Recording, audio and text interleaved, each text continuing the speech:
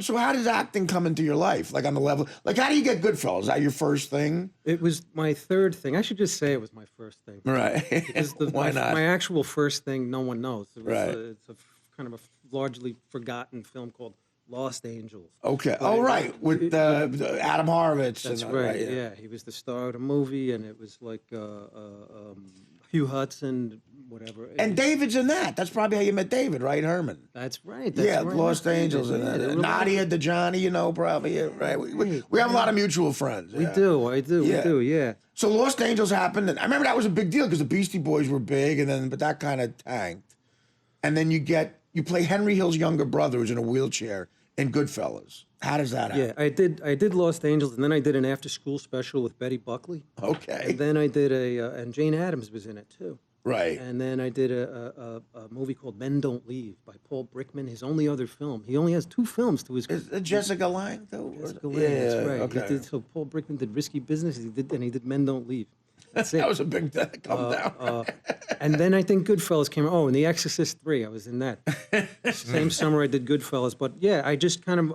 You auditioned for it? Or just like, yes, I did. Yeah. I had an agent at that point. Lost Angels got me an agent. Okay. So I was reading like Filmmaker magazine or whatever, one of those magazines, and it said that, it was like, I think Scorsese was promoting either Last Temptation of Christ or Life Lessons, the New York Story I think trilogy. the movie he did right before that was Temptation of Christ, I think. Yeah, right. whatever it was, he at the end of the article, they said, "What's next for you?" And he said, this Nicholas Pileggi book, Wise Guy, I'm going to make it into a movie, and it's kind of going to be the third part of a trilogy that began with Mean Streets and continued with Raging Bull, and this is going to be the third part of the Right. trilogy. I'm like, and I saw Mean Streets when I was about 13, 14. Yeah, me too, yeah. Yeah, and at that age, I don't know, like the De Niro monologue. But it's weird because in New York, in the tri-state area, Channel 9, Channel 11, Channel 5, whatever, like one of those channels, I think it was Channel 9 actually, WOR. Right, yeah, we grew up with all that, yeah. They were showing The Deer Hunter, like around 1979, 1980, uncut. Hey, could you imagine that? Yeah, with all the curses right, in it. Right, And Mean Streets, the first time you see Mean Streets, I saw it about the same age, and that was so brand new. Like De Niro's character, no one ever saw stuff like that before, Yeah. And Channel 9 would show it, yeah. Right, and it was like, and there's cursing, and you're 10 years old, and you're watching and go, I want to do that. I want to do what they're doing. So you get an audition with Scorsese, and you're a kid in a wheelchair in it. Yeah. I told my agent, I read that Scorsese's doing this movie. I want to be in it. At first, it was like, I don't think there's anything in it for you. But a month later, there was. So I go in. I went to the Brill Building, Right. When he had an office there. Right. I think I met the casting director the day before somewhere else, and she said, "Okay, that's good. Come in tomorrow and meet Marty." And I went up there, and I met him. His back was to me when I walked into the room, and he was looking at his some poster on the wall, right? Some Kurosawa poster. I don't know. He had his hands kind of clasped behind his back, but he turned around. Hi, how you doing? Yeah. And I read for him, and it happened really fast. It took all of 5 minutes, and I got the job. I think I kind of threw myself at him at the last minute. Right. I said I swore I wasn't going to do this. I really. I think I love you. I love you. Yeah, he's one of those guys that you get that kind of respect. Yeah. Yeah. And you worked with him later in The Departed. Yeah. You had a role in The Departed. Now, what is it like working with a guy like that? I mean, you work with all kinds of directors. Is it really? Can you tell the difference between him and other guys? I mean, when you're actually shooting it. Well, he's never really given me a whole lot of direction. Frankly. Just let you go a little bit. Yeah, that's what they would say about his. The great thing is about his movie sets is that the atmosphere is all established. All you have to do is show up and act. Right. Because he already sets everything up so perfectly, and that's pretty true. But like, what kind of, I just kind of, at the time I was 20 and I thought I'm a kid. It doesn't matter what I say or what I do. Yeah. It doesn't matter if I sort of crash the party. And I just wanted to, frankly, to know about the music and Mean Streets. Right. Like, Marty, can I ask you a question? What is it with you? You're always asking questions. This kid's always asking questions. I'm like, I'm sorry. He says, no, I'm only kidding. What do you want to ask me? I'm like, that Spanish music in Mean Streets, right? When Johnny Boy throws the dynamite off the roof, and then him and Charlie, they end up at the Graveyard, the music that that's Ritmo Sabroso by Ray Barretto. I used another one of his songs in my first film, Who's That Knocking on My Door? It's called El Watusi. I'll make a tape of that for you. And he made He does use music like nobody else in movies. And I frankly, does. you know, that's the whole musical connection. You're a fan of music, and In many ways more than with acting, and which is why I'm the same way, man. I love it so much. Well, Daniel, do you like? Who are your favorite bands? Do you have like a favorite bands type of music or band? I loved the Minutemen. They used to come play at my college. Sure, I remember them. Remember the Minutemen? Yeah. The Beastie Boys were a great punk band back then. They were great. They were great in the fact that the sense of how they used like Zeppelin riffs. They were the first to kind of really do that. Right, you know? Black Sabbath. Yeah, Black Sabbath riffs with the rapping. Yeah, I like indie bands, indie songwriters, like that guy Bill Callahan, Smog. See, no mainstream stuff. Do you not get into that at all? No, I got all. I mean, I had the Beatles, the disco's Stones, greatest and the- hits in 1976. Right. You know? Okay. He hates when I talk about the Beatles. I love the Beatles. I'm obsessed with the Beatles. You do. Well, Me too. My parents only had one Beatles record, Revolver, and, Great one. and Plastic Ono Band, John Lennon's Plastic. That's a great record, but it's odd they wouldn't have any more. If They didn't have that. anything else. They had that, Edith Piaf, Plastic Ono Band, Revolver. Rubber Soul. They have Revolver and Rubber no, Soul. They had Dylan's Nashville Skyline and John Wesley Harding and Times They Are A Changin'. Well, they had great music taste. And great stuff. Yeah. New Morning. New Morning. Yeah, they had a lot of Dylan, but then I got into the White Album a lot Yeah. because I had to portray Charles Manson in an opera.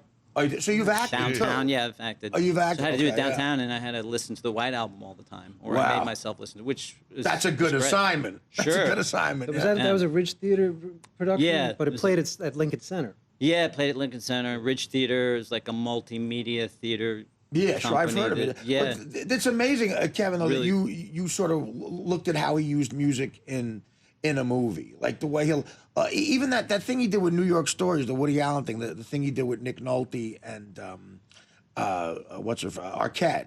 Roseanne Arquette, yeah. He keeps going back to Pale Legre, Cream, you know, yeah, like Cream and Paler Shade of Gray, or Whiter Oh, Shade of like Pale. Whiter Shade of Pale. Right, yeah, he he keeps going back to that song. Yeah, Right. I've you know, like the other thing about Scorsese is that he's just turned me on to so much music. You know, he's a DJ. He's a Exactly. DJ. And I remember watching that and hearing the song "Politician," Right. you know, for the first time, and like going out and getting the record. You know, so, When De Niro playing Jimmy Burke in Goodfellas, when he decides to kill everybody, when he's at the bar and decides, you can tell he's going to kill everybody, and Cream, Sunshine on My Love, Right. and he's going, you know, I gotta say, it's perfect. Yeah, I admire De Niro's career so much Yeah. because of how often he's been paired with classic music and has, you know, they put Nails it. oh, you Yeah, know, yeah, like his you know, face and with, that with whole like thing. Jumpin' Jack Flash and Mean Streets. Right, Sunshine of Your exactly. Love in Goodfellas, and not to mention all the stuff that with Ennio Morricone. You know, Do you think Scorsese Mission, tells- Once Upon a Time in America? It's like That's unbelievable. Yeah, Once a Time. The know, 4-hour cut of Once a Time. every actor should be so lucky as to Yeah. have a perfect soundtrack to their career. Well, I want to ask you, know, as a that- guy who would know way better than me, do you think Scorsese tells De Niro in that scene, and maybe you'd have a take on this too, Daniel, what song is going to be playing as he moves into his face? I never really thought about Because that. it almost seems like it's perfect in sync to that, you know? Yeah, yeah. Like Sunshine of My Love is going to be playing as we come in, and Yeah. it's perfect. Like, you wonder if he tells them. Yeah, I'm not sure. You know, like because I believe like De Niro's his musical taste is, you know, I don't know if he's like a huge Cream fan. It doesn't seem like he But, is. you know what I mean? Like, but Marty is. He's a huge fan of classic rock because he uses the Stones like crazy. Give Me Shelter and Casino and all that stuff. Yeah, and like Derek and the Dominoes, like Layla and Goodfellas. I remember him love like that. kind of describing how he goes like, yeah, I just wanted the music that went over the sequence where the guy's hanging from the meat hook and all these dead bodies that turn up. Like Yeah. a piece of music that would lend some kind of feeling of sympathy to It's funny, them. you sound like him. Are you conscious that you're doing a perfect impression of him right now? yes, you are. But you know what? It helps me get to the point quicker. You know, Yeah. I'm able to blow through a conversation, you know, if need be, just by thinking of him. When But he talks like a genius. Like, because you can see his mind's working so quick, and he can, like he's talking a million miles an hour. I've been there. I've been right in the zone with him. When I worked on The Departed, it had been like 16 years. Right. It was like nothing else had happened in between. You know, I was right back. Yeah. You know, the first experience with him, I was 20. The second experience, I was like 35, and I had a kid. Right. But I still felt like, hey, Marty, can I ask you a question? Or I was kind of, the certain like moments just repeated themselves where he's like, what are you doing? What are you doing? What are you doing? I'm like, I'm creeping around. I'm just creeping like a creep. And he's like, what are you? And I said, hey, oh, yeah, I know what to ask you, Marty. Did you see Cream? Did you see the Cream reunion? The Cream, you're going to go to London to see Cream? And he got up out of his chair. He goes, no, I can't go. I got to work. I'm in post-production on the movie. And he goes, but you know, Sean Penn's going to be there. And he was telling all these other people who are going to be there. And then I said, yeah, here, I'm back in it. Okay, hey, before I lose you. Can I ask you this? I asked him, I'm like, what's that movie, Marty? What's that movie? It's a black and white movie. It's like an Indian film. It's like all these like Indian guys in kilts on a beach playing bagpipes. And he's like, oh, that was the Apu trilogy, the Sajat Ray. Oh, I'm like, oh, yes. What's up with that? What's up with the bagpipes and the, you know, because I see this should be on a DVD somewhere. Yeah, it was like the drone, the sitar, that whole drone, and he was right. Yeah, you know, every culture from all throughout history is once they found that dead, dry animal stomach lining. Every culture has figured out once it dries up, boom, boom, makes a sound. Ooh, hear that? You hear that? I was like, that's right. That's the connection. Right. So what are we gonna do with the scene here? You have one of my favorite moments in Goodfellas when he's telling you to stir the gravy, and you're like, I'm stirring it, and he goes, don't let Karen touch the sauce. I love that he won't let. Don't let the sauce stick. Right. Don't let the sauce. I'm stirring it. All right. Well, we got to take a break. We've been having fun here, but Kevin Corrigan and Daniel Harnett are here, and the name of the band is what? Daniel Harnett. Daniel Harnett. Okay, and you guys. You're gonna be playing gigs and stuff. We're gonna play March